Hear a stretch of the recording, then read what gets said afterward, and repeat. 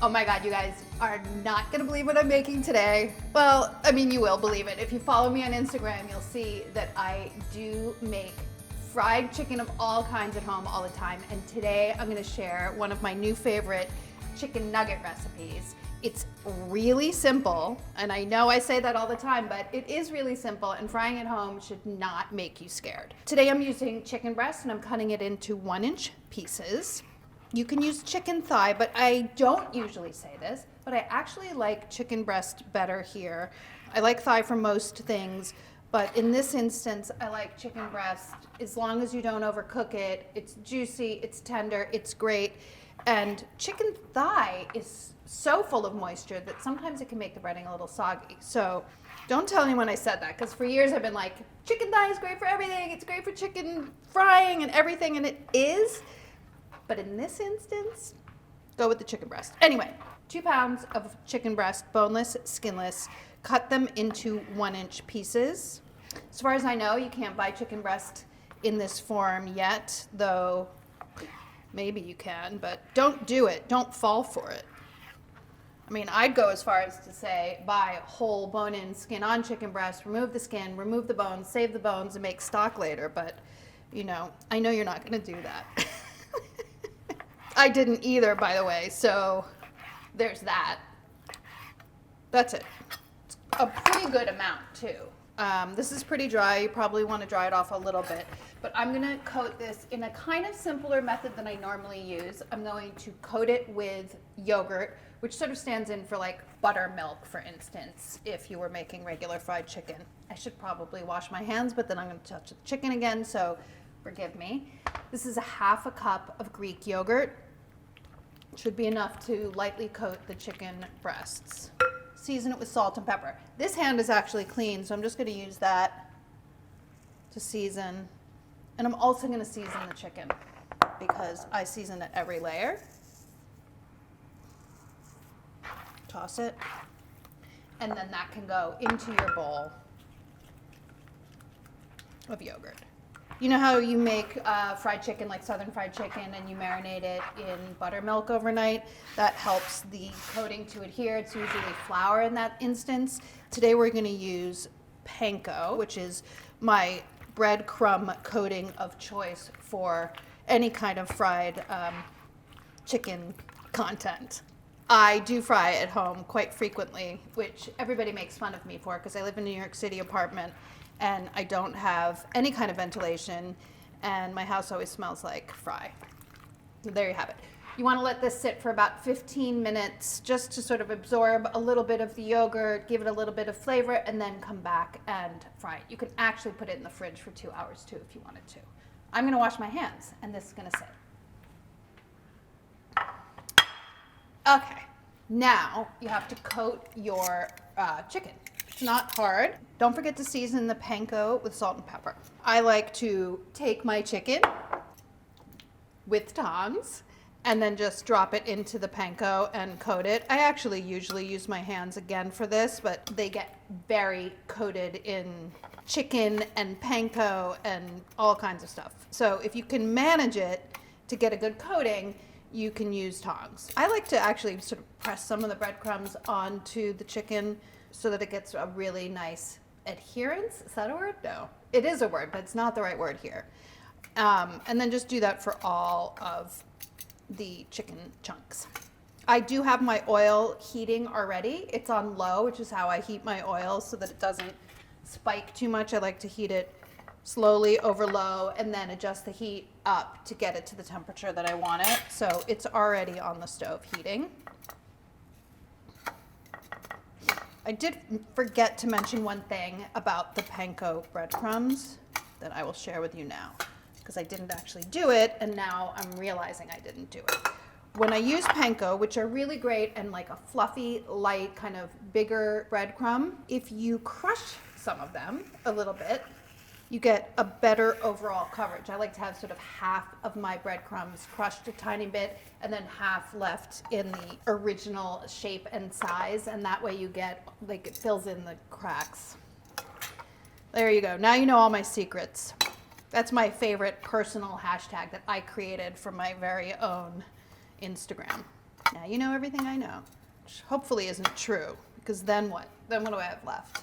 Oh, this was 2 cups of panko. Now I'm almost finished. Well, I guess I'm close to halfway finished with coating my breadcrumbs. I'm going to turn the heat up on the stove just a tiny bit. The goal, generally speaking, is an oil temperature between like 350 and 375. The smaller your whatever it is that you're frying is, like these little nuggets, the higher the temperature can be. Like, so you can go to 375, and these will cook through in the time that it takes for them to be golden. Normally when I make any kind of breaded chicken finger, chicken nugget, chicken cutlets at home, I use what we like to call standard breading procedure. That's a culinary school term, which means first you dust it with flour to dry out the chicken a little. Then you coat it with egg. That's what makes the breadcrumb stick. And then you do the breadcrumbs. In this instance, I'm using a thick yogurt, which is sort of absorbed into the chicken as it sits for that 15 minutes or 2 hours in the fridge, and gives it flavor as well. But it also, because it's thick, unlike buttermilk or something like that, it actually does work quite well as a sticky adherent for the breadcrumbs. And so you don't need to do that extra step of drying out the chicken with the flour that you would normally need with eggs. Egg is a little bit more slippery, and the flour definitely helps dry it out so that the egg sticks. And you don't need that here because the yogurt's already so sticky. And it also works as a great glue for the breadcrumbs. So really nice, and you're skipping a step. So that's that. I have turned up my oil, and it's kind of shallow, right? It's about a 1/2 inch, maybe 3/4 of an inch. I use a straight-sided skillet or a pot, whatever you have that you like to fry in.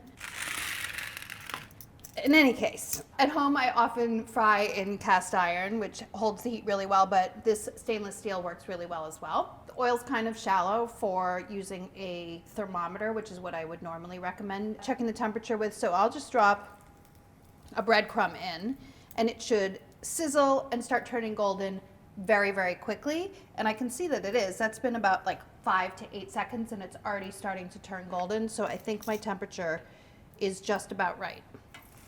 You want to have a nice sizzle when you drop things into the pan. And luckily this pan is nice and big, and there's plenty of oil in here. So the oil temperature shouldn't drop too drastically when I'm adding my chicken. However, you probably will want to adjust the temperature a little bit as you go. As I finish adding my chicken to the pan, those first pieces that I put in are probably getting close to being ready to turn. See how quickly they turn golden? I can feel with the fork that that's not done though. It should feel pretty firm when you press on it in order to know that it's done. If you're really nervous about cooking chicken, which I know a lot of people are, you can just pick up a piece of the chicken to test it and insert a thermometer in there, but I generally don't do that. I find that if the temperature of the oil is right, and you can test it with the breadcrumb, and your pieces are about 1 inch thick, by the time they're golden on all sides, they're done cooking. Okay, the only thing I'm gonna say that's slightly different in terms of like what the visual cues are for this chicken over the standard breading procedure is that will be slightly more golden because of the egg that's in there, and there's no egg in here, so it's gonna be a little bit more pale, but it should be firm. I don't know if you can see, I'm squeezing this with the tongs, and I can tell that it's firm, which means it's cooked through. As you take them out, you should season them just very lightly with salt too, right as they come out, because that's when the salt will adhere the best. I have a wire rack, like a cooling rack, set inside a rimmed baking sheet, and underneath it is a paper towel to absorb the fat that drips off. That's the best way. As you get towards the end and the pan is slightly less full, you'll have to adjust the heat a little bit more because it's going to start going up more quickly when there's less chicken in there. So I end up usually by the end on a medium or a medium high. Also, you'll notice with this method that yogurt is such a great adherent for the breadcrumbs. There's hardly any breadcrumbs in the bottom of the pan in the oil, so it's really totally worth reusing it. All right, that's it. That wasn't such an ordeal, was it? Actually, very, very easy. Let your oil cool completely before you deal with it in whatever way you're going to deal with it. Like I said, I usually strain my oil through a fine sieve or something like that, and then keep it in the bottle that it came out of. and use it again for frying or for sauteing. Molly's gonna bring me some sauces because I was too lazy to make them myself. Thank you, Molly. You're welcome, Sarah. Actually, I made these. Molly made them. This is mayonnaise and ketchup, and this is honey mustard. Both excellent choices. Of course, there's always ranch, which is my kids' favorite as well. But give this recipe a try. It is easy, it is delicious, and it's gonna be a huge hit.